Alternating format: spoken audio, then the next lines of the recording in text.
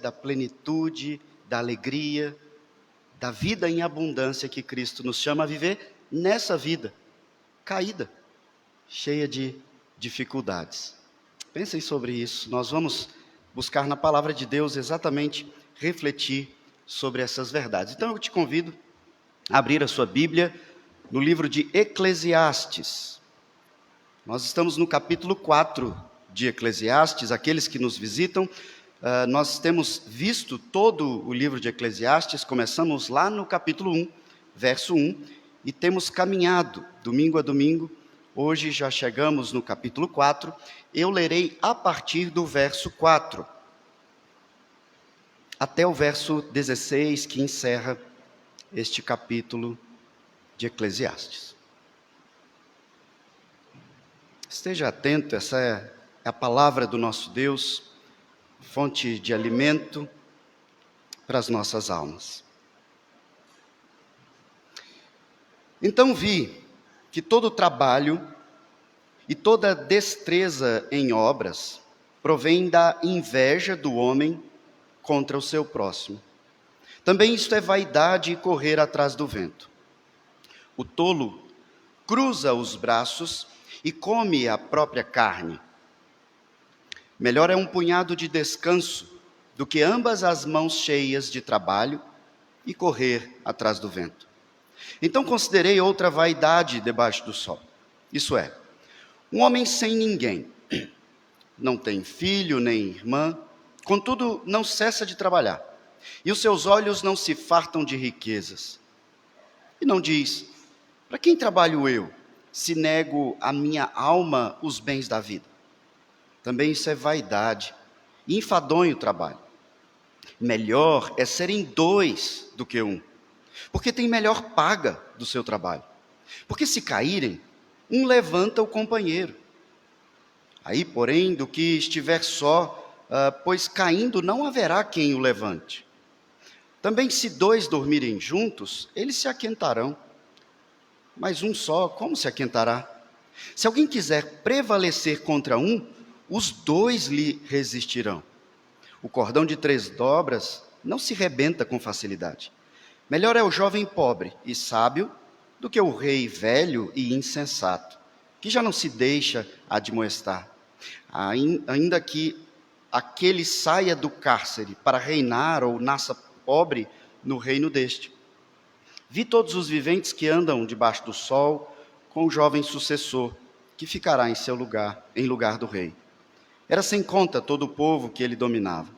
Tampouco os que viram depois se hão de regozijar-se nele. Na verdade, que também isto é vaidade e correr atrás do vento. Até aqui vamos orar ao Senhor. Santíssimo Deus, nós louvamos e bendizemos o Teu nome, ó Pai, nesta grata oportunidade de nos voltarmos para a Tua palavra. Nós que estamos aqui todos como um corpo, unidos, porque o Senhor nos fez um só corpo. Nós assim, ó Pai, Te louvamos, Te bendizemos e pedimos que o Senhor nos abençoe. O Senhor, ó Pai, bem conhece a mente, o coração, muito antes da geração de cada um aqui. O Senhor bem conhece as dificuldades, ó Pai. E a Tua palavra, que é viva e eficaz, penetrante, cortante, pode trazer alento, conforto, instrução e até mesmo admoestação, segundo a Tua vontade e o Teu agir em cada um de nós de forma personalizada, mas de maneira que coletivamente todos nós sejamos edificados. E é isso que eu te peço, ó Pai, nessa oportunidade, que por amor do Teu nome, para a glória do Teu nome, e para a nossa edificação, Senhor, fale conosco nessa oportunidade. Nós como igreja, ó Pai, temos experimentado da Tua bondade, do Teu agir, desta unidade que o Senhor tem nos feito vivenciar aqui nesta igreja local, onde nós aqui intercedemos uns pelos outros, nos unimos para que, de fato, nada falte a ninguém. Ó Pai, ajuda-nos a experimentar mais e mais, ó Pai. Nós queremos, nesse momento, nesse entendimento, interceder como igreja, como povo, pela vida do Tiago. Ele que faz parte desse corpo, que é membro desse corpo, que ainda tão jovem, ó Pai, pode não entender a dimensão da cirurgia pela qual ele se prepara.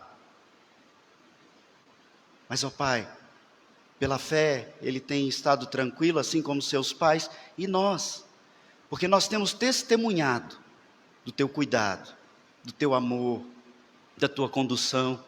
E assim, ó Pai, em culto, nós colocamos a vida do Tiago diante de Ti, Senhor, para que o Senhor cuide, para que nós venhamos a testemunhar mais e mais dessa união, dessa família, que faz com que o Tiago não seja só membro daquela família biológica, mas que ele sinta-se então membro desta grande família. Assim como hoje, ó Pai, nós celebraremos o ápice dessa comunhão, a mesa da comunhão, a ceia do Senhor. Ó Senhor, são tantas verdades graciosas. Dá-nos entendimento das maravilhas que o Senhor tem feito por nós. É assim que nós oramos, ó Pai, te bendizemos, em nome de Jesus. Amém. Eu não sei se você já ouviu uma expressão, e eu brinco com ela, que diz assim: você para mim é problema seu. Se você não entendeu, eu vou repetir. Você para mim é problema seu. Essa é uma frase que eu gosto de brincar com ela, porque ela é bem interessante de se refletir. E a gente brinca com essas coisas, mas nós vivemos num tempo em que essa frase, ela tem total sentido. E muitos de nós realmente vivemos dessa forma.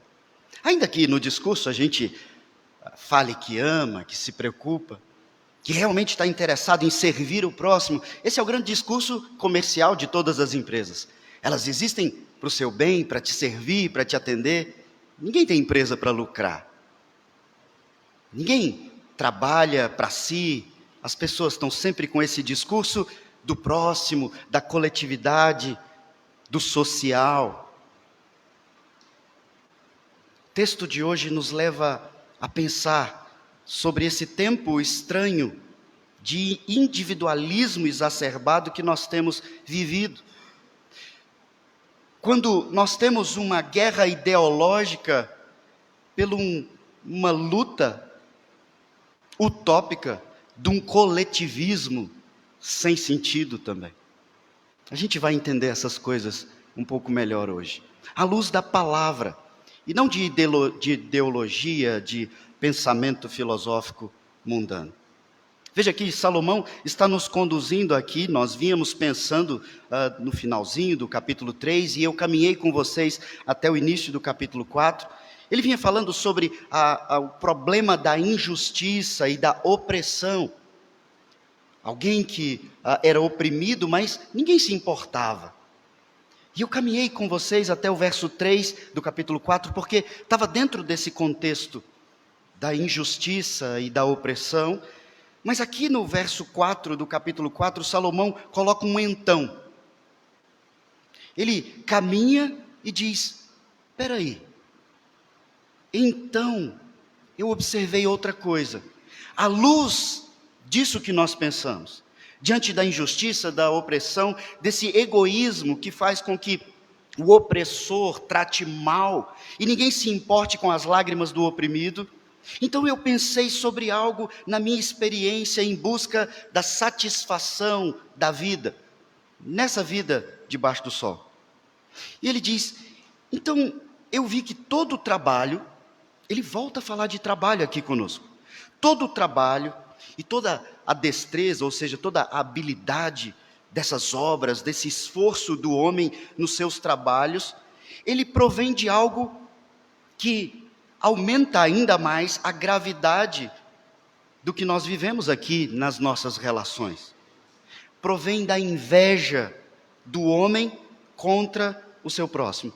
Irmãos, Salomão está dizendo que o grande esforço de trabalho do homem, a grande motivação que faz com que o homem lute, estude, queira a grande projeção profissional e financeira, é inveja. E é essa a vida debaixo do sol. A inveja, de fato, é um grande motivador da nossa luta, da nossa busca. O que Salomão está fazendo aqui é fazer-nos refletir ainda mais profundamente sobre o individualismo agora como a busca de sentido para a vida. E você diz, não, mas todos nós concordamos que individualismo é uma coisa errada. Veja, se você estiver atento aí aos grandes treinamentos de grandes empresas e grandes treinadores de pessoas, treinadores pessoais, eles vão te ensinar exatamente isso. Se você não lutar por você, ninguém vai lutar por você. Se você não correr atrás, ninguém vai te ajudar. E às vezes os pais replicam isso dentro de casa para os filhos. Olha, meu filho, não confie em ninguém. Ninguém gosta de você. Ninguém vai te ajudar. Corra atrás e mostre para todo mundo que você é capaz. Eu tive a curiosidade de ouvir e refletir sobre um estilo musical que tem crescido já há muitos anos. Eu nem sei bem se eu coloco ele como rap ou como funk ou algo do tipo. Não seria o funk que a gente conhece. E não me olhem com essa cara assustada, não. Todas as letras falam da mesma coisa. A favela venceu. Mas o sentimento que é motivador dessa frase é algo que a gente ouviu numa Copa há muito tempo atrás, quando o treinador disse: vocês vão ter que me engolir. Agora vocês vão me engolir. Agora vocês vão ver do que eu sou capaz. O que meu individualismo fez com que eu atingisse e provasse para vocês. Eu não preciso de vocês. Eu consegui. Essas e outras experiências que talvez alguns de vocês aqui estejam fazendo alguns links, é o caminho que Salomão está nos levando. Pense sobre isso. E você diz, não, mas será que eu sou assim também? Salomão vai nos mostrar que sim. Ele diz, olha, a inveja tem sido o grande motivador. As pessoas veem o que é do outro e elas querem o que é do outro. E eu gosto muito de viajar para o interior. Fui criado um pouco nesse contexto e conheci pessoas fabulosas que nunca andaram numa escada rolante, nunca viram uma série de coisas, mas eles eram absolutamente felizes, agora, no século 21. E aquilo me levava a pensar, como ele é feliz sem ter todas essas coisas que nós temos acesso? Ele não sabe o que é um smartphone, um tablet. Ele não tem rede social. Sim. A inveja é exatamente o que faz com que você veja o que é do outro e identifique aquilo como uma necessidade sua, sem a qual você não consegue mais viver sem, porque o outro está tão feliz com aquilo. E talvez você nem goste muito de água, mas agora você quer ficar rico porque você quer ter uma lancha, você quer ter um jet ski, você quer ter um super carro, você quer ter uma super casa, ainda que seja só você e a sua esposa. Não é mais para atender a sua necessidade. A inveja faz com que você queira o que o outro tem. Quem tem quer mostrar, e quem não tem quer ver. Já disse um sábio aí da internet. Salomão disse, isso é vaidade, irmãos. Isso é vaidade, é correr atrás do vento. Então ele começa a nos mostrar de que forma se mostra essa vaidade. Então, a partir do verso 5, ele começa a falar dos tipos de comportamento, de características ou de implicações que o individualismo traz como prejuízo para a nossa vida debaixo do sol. E não sei se você estava realmente atento na leitura do texto, mas no verso 5, eu não li a expressão final do verso, dizendo. Talvez alguém tenha percebido. E eu não li porque eu precisava explicar isso para você. Se você tem outra versão bíblica aí, talvez, uma mais antiga, a revista apenas, ou apenas a corrigida, a NVI, Bíblia de Jerusalém, elas não têm essa palavra. Porque no original não tem essa palavra. E por que eu estou te explicando isso? A nossa tradução ela é ótima e confiável, mas aqui o tradutor ele seguiu um sentido do texto e acrescentou a palavra dizendo, mas ela não está lá. E se nós lermos dizendo, é como se o tolo que cruza os braços no verso 5 dissesse o verso 6. Mas o melhor, e os grandes estudiosos e comentaristas concordam que o verso 6, quem está dizendo é Salomão, o sábio, e não o tolo do verso 5. Então o sentido do texto sem a palavra dizendo é: o tolo cruza os braços e come a própria carne, ponto final. Então Salomão, o sábio, diz: melhor é um punhado de descanso do que ambas as mãos cheias de trabalho, correr atrás do vento.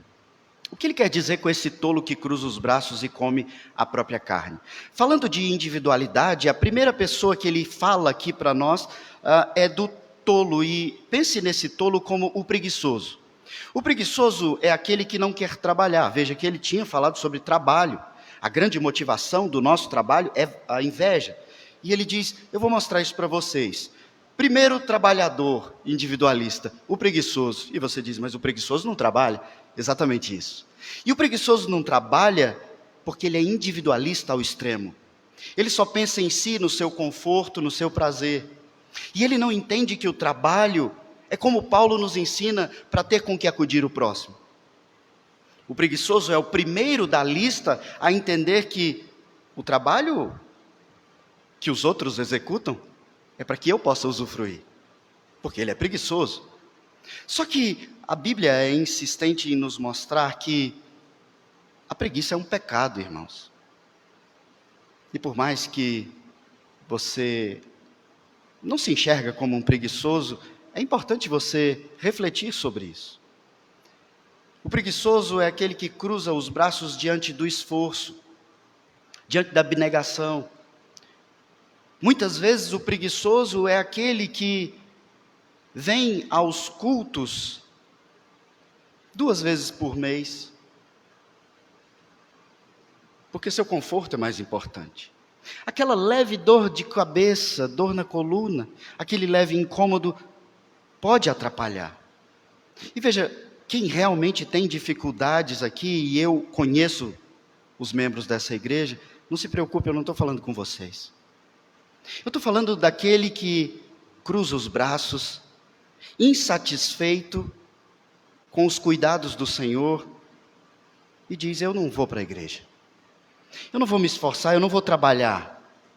Esse preguiçoso, ele não se enxerga como preguiçoso porque ele levanta segunda-feira e vai trabalhar. Mas será que lá no trabalho ele dá tudo de si? Ele realmente trabalha para que o nome de Deus seja glorificado? Nós já falamos muito sobre trabalho aqui no texto de Eclesiastes.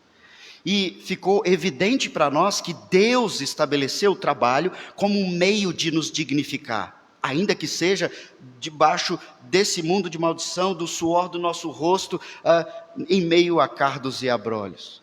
O preguiçoso, ele cruza os braços e como ele não quer trabalhar, ele faz algo que o texto coloca como autocanibalismo. Ele come a sua própria carne, porque ele não tem fruto do seu trabalho.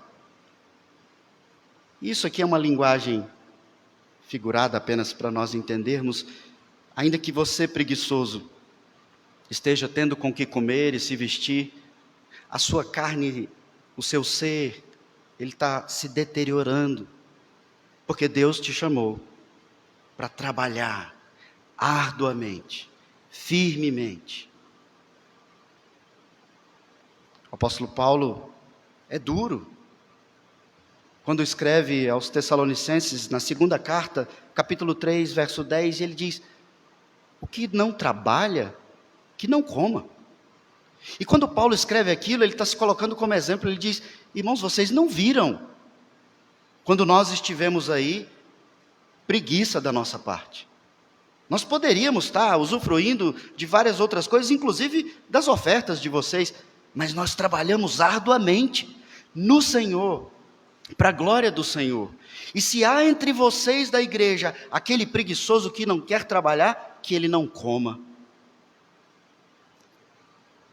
O que diria um assistencialista diante de um texto e uma afirmação dessa de Paulo? Existe muito erro sobre uma visão da igreja como um órgão assistencialista. A igreja precisa criar caminhos e socorrer ao real necessitado.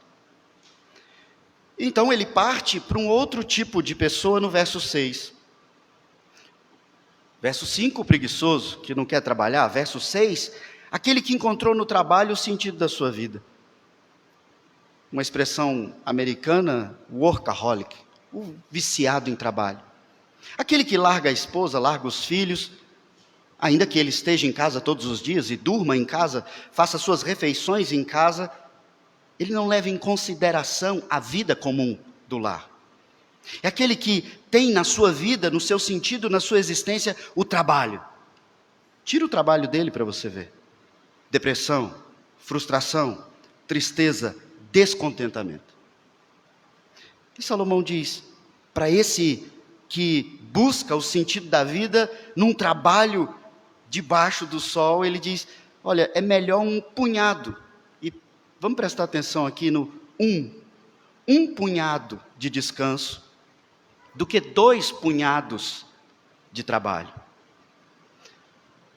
A figura que ele usa é muito interessante no contexto de todo o texto. É melhor você trabalhar, mas você descansar um pouco. Usufrua do fruto do seu trabalho. E você vai ver Salomão falando disso em todo o livro de Eclesiastes. Ele já tem falado. Vai, aproveita o fruto do seu trabalho. É essa alegria que o Senhor tem te dado. Faça isso no Senhor, seja grato ao Senhor. Trabalhe, trabalhe muito, trabalhe para a glória de Deus. Mas não só trabalhe. Não ocupe as suas 2 mãos com o seu trabalho. Porque se você ocupa as 2 mãos com o trabalho, você fica sem mãos. Você só tem 2. E as 2 estão ocupadas com o seu trabalho. E ele diz, procure o equilíbrio. Coloque em uma das mãos um punhado de descanso. Aqui a gente poderia refletir horas só sobre esse verso. O Senhor sempre estabeleceu uma necessidade de descanso em todas as áreas e esferas da nossa vida, irmãos. O dia do Senhor é o dia do descanso. É o dia de você se descansar dessas preocupações, das suas lutas, da ansiedade, e descansar na sua salvação, naquilo que é retratado nessa mesa. Não ocupe as 2 mãos. Aqui a gente encontra também o avarento, aquele que trabalha, junta e tem uma imensidade de patrimônio. Para quê? Para quê? Para que você quer tanto ter um grande patrimônio? E essa é uma mentalidade bem brasileira. Patrimônio, muitas terras, muitas posses. Para quê? Você acha que os seus filhos e netos vão te valorizar mais? Vão fazer com que o seu legado seja supervalorizado por causa do patrimônio que você deixou? Trabalhe, mas usufrua com seus filhos do fruto do seu trabalho. Usufrua com a sua esposa, com a sua família, com a sua igreja, com os necessitados, o fruto do seu trabalho. Não engesse todo o fruto do seu trabalho com a esperança de que na sua velhice você então vai ter toda a tranquilidade. Quem estava aqui de manhã se lembra do texto que nós lemos na liturgia. Quando o Senhor Jesus repreende o homem que faz exatamente isso, ele trabalha e junta e diz: agora eu posso descansar, meus celeiros estão fartos. E o Senhor diz: mal sabe você que vai morrer nessa noite, você não vai usufruir. Então trabalhe, irmãos, mas usufrua. Não seja avarento, não seja mesquinho, não seja murrinha, na linguagem que eu aprendi. Salomão caminha um pouco mais e diz: eu considerei outra vaidade debaixo do sol. Agora ele parte no verso 8 para um homem solitário. Veja que preguiça é individualismo, o que só trabalha é individualista, acumulando para si e não compartilhando e usufruindo com frugalidade daquilo que tem recebido. E então ele fala claramente no verso 8 desse individualista. E ele conta uma historinha para ilustrar isso para a gente. Ele diz: isso é, um homem sem ninguém, não tem filho. Muitas vezes a gente não quer ter filho por causa do gasto, né? Nós, crentes, que fomos convocados ao Senhor a povoar a terra, dizemos: nos dias de hoje não dá para ter filho, está tudo muito caro. Quando alguém fala isso comigo e eu tenho intimidade suficiente, a primeira coisa que eu digo: a sua maior preocupação e o seu maior problema nunca vai ser dinheiro quando se trata de criação de filhos. Vai ser a criação e não o preço da fralda, do leite. Isso o Senhor dá. Se Ele te deu um filho com intolerância, Ele te dará a condição. Não se preocupa com isso. Tenha filhos. Esse homem sem ninguém, sem filho, nem irmã, não tem com quem dividir.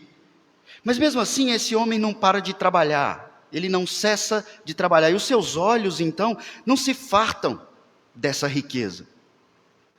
Então ele diz: para quem eu trabalho, se eu nego os bens da vida para mim mesmo? Salomão diz: isso é vaidade. Para quem você trabalha? Por que você trabalha? Por que você quer dinheiro? Para que você quer dinheiro? Para que você quer mais? Esse homem solitário, ele tinha toda a alegria do mundo porque ele não tinha que dividir nada com ninguém. Mas então ele para e diz: eu não consigo me fartar, os meus olhos são como um buraco sem fundo. Eu não consigo me fartar de ver as minhas riquezas. Como um tio Patinhas. Isso é vaidade, irmãos. Salomão, então, nos apresenta essas imagens para que você reflita sobre algo que a gente precisa conversar melhor como igreja. Existe uma confusão que a gente faz nas nossas relações, no casamento, entre duas palavras que são muito parecidas, mas elas têm um significado bem diferente. É individualidade e individualismo. Individualidade é aquilo que você é, na sua essência. E isso não é ruim. Deus te fez um indivíduo, do latim, uma pessoa que não pode ser dividida. Você tem características próprias, particulares, únicas, que Deus te deu.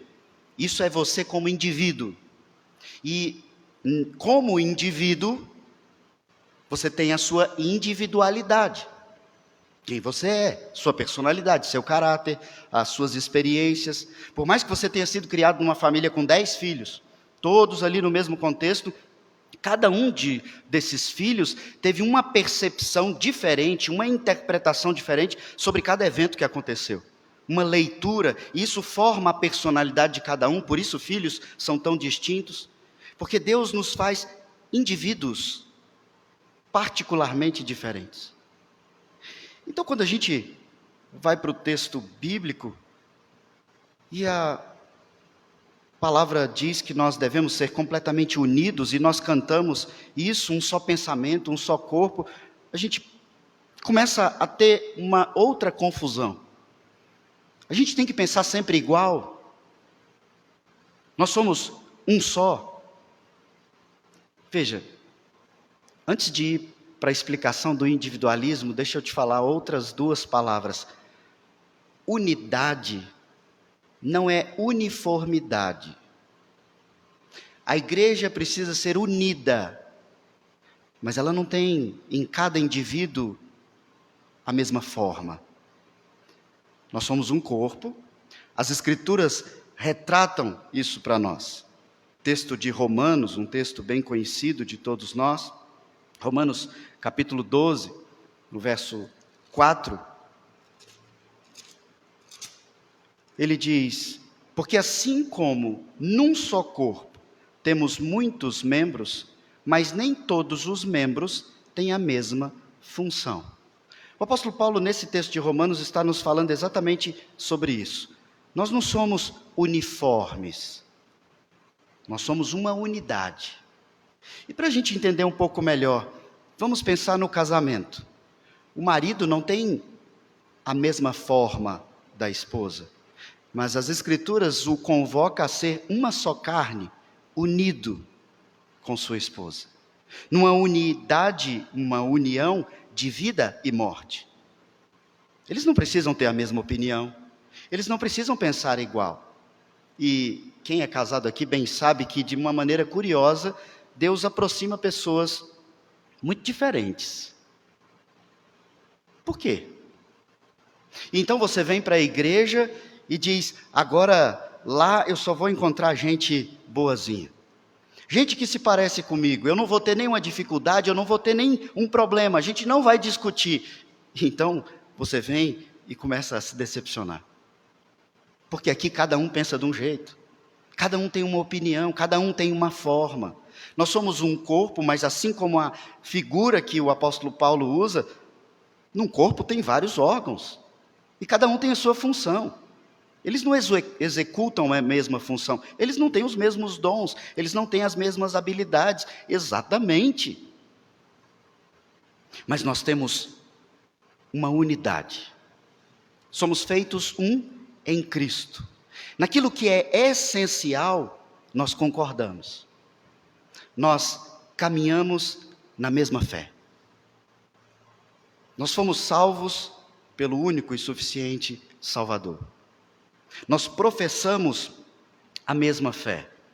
Nós caminhamos nessa fé. Ainda que você seja diferente, pense diferente, tenha personalidade diferente, características diferentes, nós nos esforçamos e nos moldamos e amoldamos uns aos outros. E nisso o Senhor está trabalhando a nossa pecaminosidade.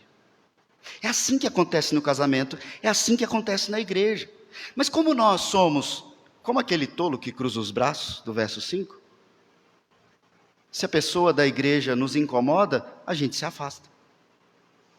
Se a pessoa da igreja pensa diferente de mim, eu não quero mais conversar com ela. E, irmãos, eu tenho essa dificuldade. Conselho bem sabe, e eu já verbalizei isso em conselho. Existem pessoas que, por uma incompatibilidade comigo, eu tenho dificuldade. E o meu desejo carnal, humano, pecaminoso, é não cuidar dessa pessoa. Deixa ela se virar. Quem sabe até ela sai da igreja. Isso é pecado. Mas o Senhor então me mostra na palavra e nos mostra hoje na palavra que eu não tenho que cuidar de quem se parece comigo e de quem é afável comigo, quem me trata do jeito que eu gosto e quem pensa de maneira semelhante. Eu tenho que cuidar de quem o Senhor me deu para cuidar. Assim como um filho que muitas vezes é tão diferente do pai, e o pai então por uma incompatibilidade de gênios, como se diz por aí, de personalidade, ele se afasta daquele filho e diz: eu desisto, eu lavo as minhas mãos. Ei, mas ele é seu filho, Deus te deu esse filho, porque Deus acredita na sua provação como forma de te aperfeiçoar. Deus não só acredita, como Ele estabelece. Mas então eu cruzo os braços e então eu como a minha própria carne. Eu tenho insistido nas pregações com vocês há muito tempo sobre isso. Nós precisamos nos gastar uns com os outros. Voltando então ao individualismo, e eu acho que agora já está bem claro, por isso eu fiz dessa forma. A individualidade é quem você é. O individualismo é quando você quer que o outro se adeque ao que você é. Você só pensa em você quando você é individualista.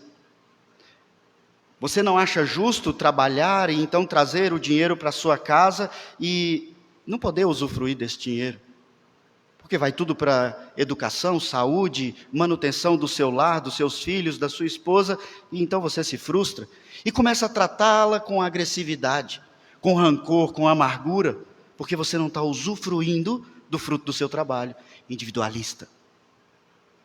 Ou a esposa que trabalha fora, chega em casa, ainda tem a sociedade que olha para ela, cobrando o banheiro que está sujo, a louça que está se acumulando, o menino que está despenteado, a roupa que está amarrotada, e o marido deita no sofá. E ela então começa a passar aquele rodo no chão, com toda a raiva do mundo, querendo quebrar o rodo na cabeça do marido. Quem sabe pôr um pouquinho mais de sal na comida, né? É injusto. Individualista. O filho que acha injusto, e aqui eu poderia fazer uma série de outras afirmações. A gente não saiu ainda do assunto do opressor e do oprimido. O grande problema do individualista é que ele se identifica como o oprimido, ainda que ele lute por ser superior. Ele quer se tornar o opressor. Quem já estudou um pouco dessas coisas sabe do que eu estou falando aqui. Ele quer se vingar.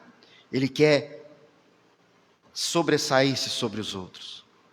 Isso é um problema, irmãos, e as Escrituras nos chamam a combater isso.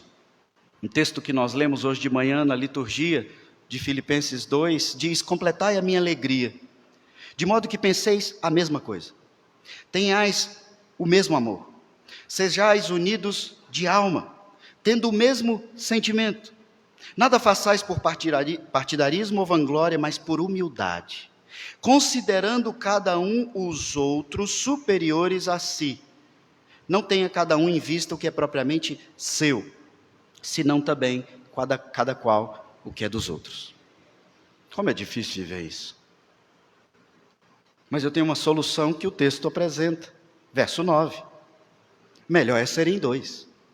Veja que lá no verso 6, ele diz: um punhado, 2 punhados, trabalho e descanso. E agora ele diz: 2 é melhor do que 1. Lá 1 era melhor do que 2. Quando se tratava do foco no trabalho como um fim em si mesmo, como uma forma de encontrar plenitude. E ele diz: aqui você vai encontrar a plenitude. Porque esse é o chamado do Senhor. Amar a Deus e amar ao próximo. É melhor serem 2, individualista. Não é melhor ser 1. Não é melhor você ter o seu domínio, o seu espaço. Ou como você defende a sua individualidade respeitada. Ok, sua individualidade é quem você é. Mas no relacionamento a gente precisa entender que Deus nos chama a viver socialmente, no maior e mais profundo sentido disso. Melhor é serem 2 do que 1. E então ele começa a listar por que é melhor. Por que é melhor ser coletivo, ter comunhão, se desgastar nas relações, do que viver o seu individualismo. E ele argumenta, como ele vinha falando de trabalho, de dinheiro, é a primeira coisa que ele diz: porque tem melhor salário, melhor pagamento. Se tem 2 pessoas trabalhando dentro de casa, são 2 fontes de renda. Então a gente entra aqui num ponto nervoso do relacionamento conjugal. E eu não saberia identificar aqui quem de vocês tem esse ponto nervoso, mas provavelmente tem. Quando os 2 trabalham, mas cada um tem seu dinheiro. Irmãos, eu não entendo que isso é bíblico. Eu entendo que as Escrituras nos chamam para viver no matrimônio uma unidade tal de que não tem meu e dele, tem apenas nosso. De maneira que tudo que eu faço com o dinheiro, eu preciso me comunicar com meu cônjuge, seja homem ou seja mulher, seja mesmo que apenas um trabalhe. É necessário que haja essa comunicação e essa comunhão na administração dos gastos. Quando os dois ganham e os dois gastam separados, é apenas um retrato do que já está separado. Individualismo. E ele diz, outro argumento no verso 10, a queda. É melhor serem dois do que um também, porque quando um cai, o outro vai lá e levanta. Como a gente cai, né? Cai na fé, na espiritualidade, cai na realidade, cai na tristeza, cai no desânimo. O outro está ali para te levantar. Isso é aplicável dentro da sua casa, no seu matrimônio, mas isso é completamente aplicável dentro da igreja também. Como é rico, irmãos que se preocupam uns com os outros e que percebem e identificam que o outro está entristecido e pergunta, você está com algum problema? Eu posso te ajudar? Você não precisa me contar porque eu vou respeitar a sua individualidade, mas eu posso orar por você? E algumas pessoas identificam isso e me falam, pastor, eu não sei o motivo, mas fulano está entristecido. Ou então, quando eu me perco nos afazeres e atividades, alguém chega e fala, pastor, você já reparou que fulano não vem para a igreja já há algum tempo? E eu digo, eita, vamos levantar esse irmão, me ajuda. Quantos irmãos já se afastaram da Igreja Presbiteriana Central ao longo dos seus 28 anos? Quantos desse você se preocupou, não em fazer fofoca, maledicência e tentar entender, mexericando, por que ele saiu? Mas quantos desse você realmente fez algo para ajudá-lo a levantar? Verso 11, ele diz também sobre o aquecimento. E aí tem todo um contexto daquele tempo, das viagens, mas a gente pode entender aqui o aquecimento como algo muito mais amplo do que simplesmente o aquecimento físico, como marido e mulher que dormem juntos. Ele está falando de um que aquece o outro. E a gente precisa de gente que aquece. Assim que eu fui ordenado, quando eu fui assumir a igreja, o pastor, que já é jubilado, me chamou num canto no culto em que eu seria ali apresentado pela primeira, como pastor daquela igreja, e ele disse assim, deixa eu te falar um negócio, você é jovem, e naturalmente você vai se identificar com as ovelhas mais jovens. Cuidar de ovelha jovem é legal, porque elas têm energia, é divertido, não tem tanto peso, tanto sofrimento. Mas aí ele disse para mim, deixa esse velho homem te dizer algo. É ovelha velha que tem lã que aquece. Na hora aquilo não fez tanto sentido. Nos primeiros anos eu entendi e nunca mais me esqueci daquilo. Ovelha que aquece o pastor. Pastor que aquece a ovelha. Esposa que aquece marido, marido que aquece esposa, filhos, irmãos em Cristo. Às vezes você não tem o dinheiro para solucionar o problema do seu irmão da igreja, mas você aquece o coração dele, demonstrando a sua preocupação. E então chega o verso 12, talvez o mais famoso desse trecho, quando ele fala do cordão de 3 dobras. E aqui no verso 12 ele fala de resistência. Quando tentarem contra você, se forem 2, você vai resistir melhor. Isso é uma grande verdade, irmãos. O que Salomão está nos ensinando aqui, irmãos, é que, como igreja, e mesmo fora da igreja, Deus nos fez numa estrutura relacional de tal maneira que Ele nos dá o sentido que Ele quer para a vida, especialmente nas nossas relações, Por isso o grande mandamento. No seu relacionamento com Deus e no seu relacionamento com o próximo. E a gente tenta encontrar alegria no trabalho, no dinheiro, na realização, nas conquistas. E muitos casamentos estão completamente abalados porque já houve tanto desgaste em que agora o marido quer provar para a esposa que ele é importante, que ele tem sucesso, que ele tem capacidade. Frustração, individualismo. O Senhor nos chama a caminhar juntos, um sustentando o outro. E aqui na igreja, irmãos, nós precisamos experimentar isso numa dimensão muito mais profunda agora. Nossa igreja vem sofrendo com uma limitação das nossas relações desde o início da pandemia de 2020, nós estamos em 2022. Aprove ao Senhor que nós fizéssemos essa obra, e isso nos tira a escola dominical, nos tirou o lanche após o culto, de maneira que dia a dia nós estamos nos esfriando e nos fechando no nosso individualismo. Mas aí a gente vem para o culto e canta com toda a nossa força. Somos um corpo, bem ajustado, unidos, totalmente ligados. Eu preciso de ti, irmão. Então a gente vira as costas e vai embora.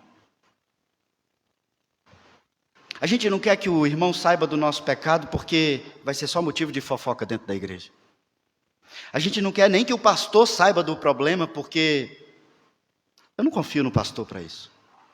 Deixa eu te falar, irmão e irmã. Para de querer andar sozinho.